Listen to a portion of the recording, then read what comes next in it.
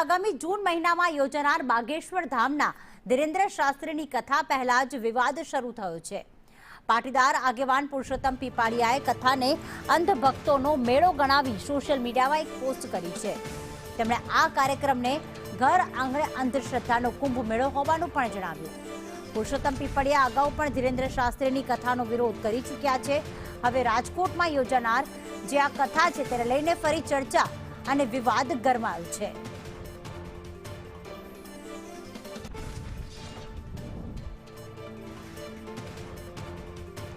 ત્યારે પાટીદાર આગેવાન જે આ કથાનો વિરોધ કરી રહ્યા છે ત્યાં પુરુષોત્તમ પીપળિયા અમારી સાથે ફોન લાઈન પર જોડાઈ ગયા છે। પુરુષોત્તમભાઈ નમસ્કાર, સ્વાગત છે આપનું સંદેશ ન્યૂઝમાં।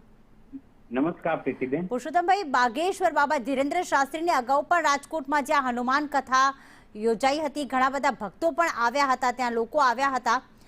આ વખતે જ્યારે યોજાવા જઈ રહી છે, શા માટે આપનો વિરોધ? ધાર્મિક કાર્યમાં ક્યારેય વિરોધ હોઈ શકે નહીં। જો હનુમાનજીના કથા થતી હોય કે હનુમાન ચરિત્ર અંગેની કથા થતી હોય કે પૂજા થતી હોય કે અર્ચના થતી હોય, તે આવકાર્ય છે, એમાં ક્યારેય વિરોધ હોઈ શકે નહીં। પરંતુ હનુમાનજીના કથાના આંચણા હેઠળ ધીરેન્દ્ર શાસ્ત્રીજી અંધશ્રદ્ધા ચમત્કાર ફેલાવી રહ્યા છે અને અગાઉ પણ આવી બાબતો ઉજાગર થઈ છે અને રાજકોટમાં જ થઈ છે। એટલે આગામી 5-7 તારીખે જે કથા યોજાવાની છે કે દરબાર યોજાવાનો છે તેનો વિરોધ નથી, પરંતુ તેમાં અંધશ્રદ્ધા અને ચમત્કાર ને ભૂતપ્રેત વગેરે બાબતો જે ઉજાગર થવાની છે તેનો વિરોધ છે। પુરુષોત્તમભાઈ, કોઈ પુરાવા છે આપને? કોઈ પુરાવા, કોઈ વ્યક્તિ આપની પાસે છે જે એવું કહેતા હોય ગઈ વખતે રાજકોટમાં કથા યોજાઈ હતી, ઘણા બધા લોકો હાજર રહ્યા હતા, તે એમને માને છે એટલા માટે, તો આ વખતે આપની પાસે કોઈ પુરાવા છે કે અંધશ્રદ્ધાના કારણે કોઈનું નુકસાન થયું હોય, કોઈ ગેરમાર્ગે દોરાયું હોય? અગાઉ કથા યોજાણી હતી અને ઘણા વ્યક્તિઓ હાજર હતા, એટલે જ મેં કીધું કે આ અંધશ્રદ્ધાના મહાકુંભમાં ભોળા ભક્તોને લાભ લેવાનો અવસર છે, એટલે જ મેં કીધું છે। કારણ કે આપ જાણો છો પ્રીતિબેન, શ્રદ્ધાળુઓની અંગત બાબતોને જાહેરમાં હાંસી ઉડાવી ફજેતી કરવી તે બરાબર છે? તેમના દરબારમાં થઈ રહ્યું છે। તેમના દરબારમાં કેન્સર મટાડવાના અને રોગ મટાડવાના પણ જાહેર થયું છે। તેમના દરબારમાં અનેક ભવિષ્યવાણીઓ કરી। એટલે વિરોધ કથાનો નથી, સીધી રીતે આપ એ કહી શકો છો કે વિરોધ કથાનો નથી, વિરોધ ધીરેન્દ્ર શાસ્ત્રીનો છે? નહીં, વિરોધ અમારે ધીરેન્દ્ર શાસ્ત્રીજીનો પણ નથી। એ જ અંધશ્રદ્ધા ફેલાવી રહ્યા છે ને આપ આક્ષેપ તો કરી રહ્યા છો, કથા એ કરી રહ્યા છે, લોકોને ગેરમાર્ગે દોરી રહ્યા છે, તો વિરોધ તો ધીરેન્દ્ર શાસ્ત્રીનો થયો ને?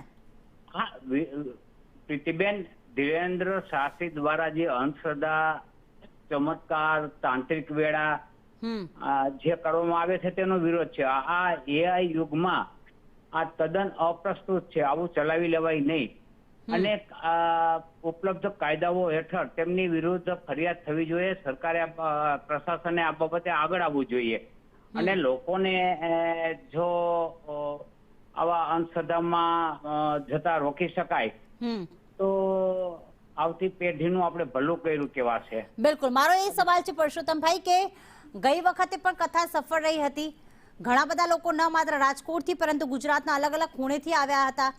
આ વખતે પણ લોકોને જો આ ઢોંગ લાગે છે, અંધશ્રદ્ધા લાગે છે, લોકો આવે છે કે નહીં એ પછીનો પ્રશ્ન છે, આગામી સમયમાં ખબર પડશે। પણ આપ, જો આ કથા કેન્સલ નથી થતી, જો આ કાર્યક્રમ રદ નથી થતો, તો આપ કઈ રીતે વિરોધ નોંધાવશો?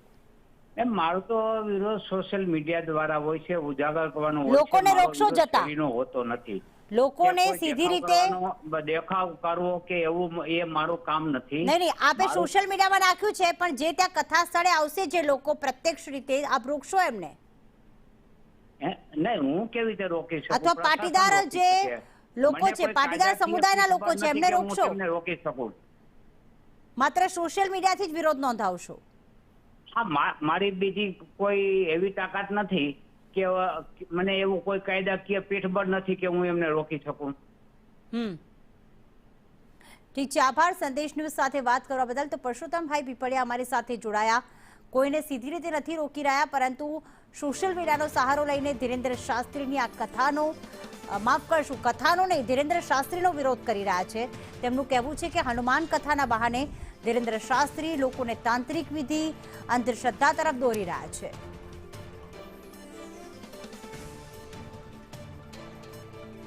તો આગામી જૂન માસ 5, 6 અને 7 તારીખે રાજકોટમાં ધીરેન્દ્ર શાસ્ત્રીનો જે કાર્યક્રમ છે તેમનો કાર્યક્રમનો વિરોધ પુરુષોત્તમ પીપળિયા કે જે પાટીદાર આગેવાન છે તેમણે સોશિયલ મીડિયા પર એક પોસ્ટ નાખી છે કે ભોળી આ જનતા છે ને અંધશ્રદ્ધામાં જે છે એ ક્યાંક અલગ અલગ તાંત્રિક વિધિમાં વિશ્વાસ કરી બેસે છે અને આ વિશ્વાસ કરાવવાનું કામ કરે છે બાગેશ્વર ધામના ધીરેન્દ્ર શાસ્ત્રી. અગાઉ પણ તેઓ વિવાદમાં આવી ચૂક્યા છે. રાજકોટમાં અગાઉ તેમની હનુમાન કથાનું આયોજન હતું અને એ વખતે પણ ઘણા બધા વિવાદો ઊભા થયા હતા. ત્યાં લોકોને ત્યાં બોલાવતા હતા. સાથે સાથે જે પુરુષોત્તમભાઈ પીપળિયાએ સીધો આક્ષેપ કર્યો છે કે લોકોની અંગત સમસ્યાની ત્યાં હસી ઉડાવી, લોકોની અંગત સમસ્યાનું જાહેરાત કરવી અને ચમત્કારના નામે તેમની સમસ્યાઓનો ઉકેલ આવશે તે વાત બિલકુલ અંધશ્રદ્ધા છે. જ્યારે જ્યોતિર્નાથ મહારાજ જે મહંત છે તે અમારી સાથે ફોનલાઈન પર જોડાઈ ગયા છે. જ્યોતિર્નાથજી નમસ્કાર, સ્વાગત છે આપનું આ સંદેશ ન્યૂઝમાં. નમસ્કાર પ્રીતિબેન, કેમ છે? જ્યોતિર્નાથજી, જે પુરુષોત્તમભાઈ પીપળિયા વિરોધ કરી રહ્યા છે, કથાનો વિરોધ નથી, ધીરેન્દ્ર શાસ્ત્રીનો વિરોધ છે. પહેલા તો આપણે એ જ પૂછવા માંગીશ કે બાગેશ્વર ધામના ધીરેન્દ્ર શાસ્ત્રી પર આપને કેટલો વિશ્વાસ છે? પહેલા તો ભગવત નામનો કોઈને વિરોધ ના હોય, પણ ભગવતના નામે ચાલતા તતિંગરી સામે તો દરેકનો વિરોધ હોવો જ જોઈએ.